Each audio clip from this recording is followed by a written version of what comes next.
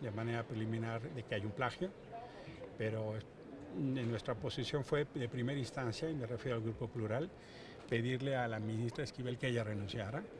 La segunda fue pedirle que se abstuviera la votación. Infelizmente la autocontención no funcionó. En tanto cuanto haya un dictamen oficial, tendremos más elementos. En este caso, sí pienso que hay más elementos, si fuere confirmado el plagio, que así parece, hay elementos suficientes porque puede quedar inhabilitado su título. ¿Cómo sería el proceso? Eh, Va a tener En que... dado caso que la UNAM diga que sí fue un plagio. Mire, hay la ruta administrativa y la ruta, en su caso, penal, Perdón, pero sí tiene facultades el Senado para ello. tiene que haber una discusión esencialmente del juicio político. Ah. Yo no sé si va a haber los votos para eso, pero lo que quiero dejar absolutamente claro es que este no es un tema que se ha terminado y por supuesto que en el Senado lo vamos a seguir monitoreando. Pero entonces, digamos, una vez que la UNAM emite un dictamen que sea en sentido negativo en contra de la ministra, ¿cuáles serían los pasos a seguir? Si efectivamente hay un plagio y, por ejemplo, se retirase el título, la ministra no cumple los requisitos de ley para ser ministra. Es un escenario no visto y tiene que hacerse un análisis de distintas vías. En este caso, ella goza de fuero y por lo tanto tiene que hacerse una ruta para quitarle el fuero.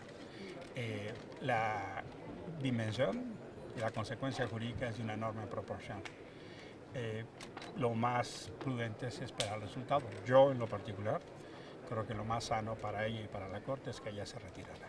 ¿Y la petición de juicio político, eso quién lo pide? Se procesa de inicio en la Cámara de Diputados y si la mayoría decide acompañarla... ¿Pero en automático o alguien tiene que pedir? Muy probablemente se tiene que pedir.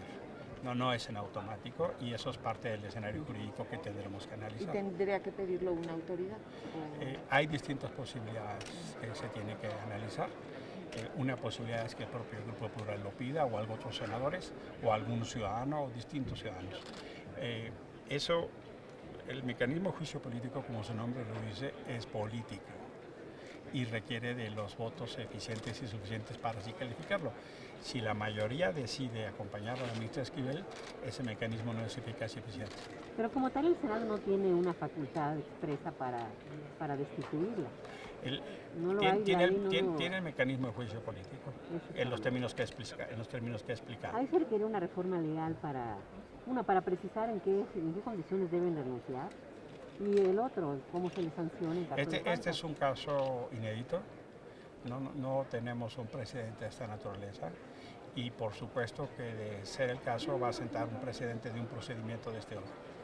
Por supuesto, pero ya sería de suyo extraordinariamente indigno mantenerse en el cargo sin título. De hecho es ilegal, ¿no? Para ser ministro de la Corte hay que tener un título de derecho. Sí, ustedes esperarían que no tuviese, si en el caso de que si se confirme el plagio por parte de ella, ustedes esperarían que ella tome las medidas y no que lo deje a manos del Congreso. Si ella insiste en mantenerse, el daño va a ser mayor en todos los órdenes para el Poder Judicial y para la República misma. Senador, y por otra parte, pues estamos viendo la locura que se está viviendo en Sinaloa. ¿Qué opina sobre esta situación y la detención de Ovidio? Yo pienso que la detención tiene que haberse hecho hace tiempo. La experiencia pasada fue el Culiacanazo, ¿no? Que fue en realidad una derrota del Estado ante la delincuencia organizada. Yo espero que en esta ocasión hayan tomado las providencias y las previdencias para que se haya hecho un operativo que permita, uno, proteger a la población y dos, llevar ante la justicia a una persona que ha sido señalada reiteradamente en México y en Estados Unidos de cometer delitos. Es una pieza clave de las redes de macrocriminalidad. Estamos viendo la reacción violenta, al menos en distintas ciudades en Sinaloa, de quienes forman parte de este cártel. Ya el aeropuerto suspendió en Culiacán servicios hasta las 10 de la noche. Estamos viendo reacciones incluso de fuego y tiroteos en Culiacán, en Mazatlán. La toma del aeropuerto en distintos lugares. ¿Qué lectura le da a este operativo? Algunos afirman que es un regalo para Biden. Yo pienso que está hecho en el marco de la visita de Biden a México, indudablemente. ¿Para dar qué impresión? Que se lucha contra el narco, ¿no? Ojalá fuera una acción permanente y no una acción de cara a una visita de un mandatario a otro país. Ya anteriormente se había intentado un operativo fallido vergonzoso. celebro que se haga. Lo que espero es que se hayan tomado las providencias suficientes para que no haya afectación a la población civil. Bueno, finalmente se le aprendió, ¿no? Tampoco se le puede restar mérito. Por eso, mi expresión es celebro que se haga. Lo que me preocupa es, uno, que esté hecho en el marco de una agenda publicitaria de una visita de un mandatario de otro país y no en el marco de la exigencia de justicia del pueblo mexicano. Y dos, yo esperaría que las providencias que se hayan tomado, porque quien actuó de inicio fue la autoridad. Entonces tendrían que tener todos los elementos para saber dónde iba a haber reacciones. Yo esperaría que ahí funcionara la inteligencia. ¿No? Bueno, este es uno de los casos que uno dice, y para eso son la intervención de las fuerzas de seguridad, incluidas las Fuerzas Armadas. Si no sirven para proteger a la población, ¿para qué sirven? ¿No? Muy bien, senador. Gracias. Muchísimas gracias. ¿Cómo van a votar lo del embajador Carlos Joaquín? Vamos a votar en contra. Y no es el demérito de la propuesta de embajador, de la persona, sino que nos parece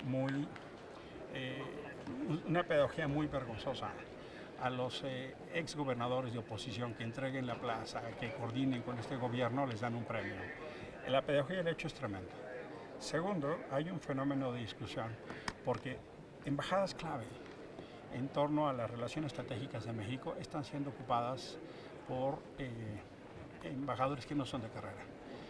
México ha designado en Estados Unidos, en Canadá, en Guatemala, en España, en Francia, en el Reino Unido, en Alemania, en la ONU, esencialmente los que no son embajadores de carrera. ¿No es ilegal? No. ¿Lo hicieron los otros gobiernos? Sí. ¿Se está abusando del mecanismo? Sí.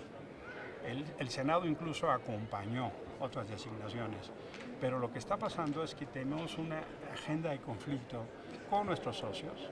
Ya nos expulsaron al embajador de Perú por las declaraciones del propio presidente, ya nos peleamos con España, ya nos peleamos con el Parlamento Europeo, ya tuvimos desencuentros con Estados Unidos, hemos tenido desencuentros con Panamá, tuvimos desencuentros con la ONU, con la OEA, es decir, la agenda de las relaciones internacionales en México está pasando por una crisis y esencialmente eso pasa por la incongruencia, por no decir hipocresía. Y la cereza del pastel es nombrar políticos que eran gobernadores que entregan las plazas.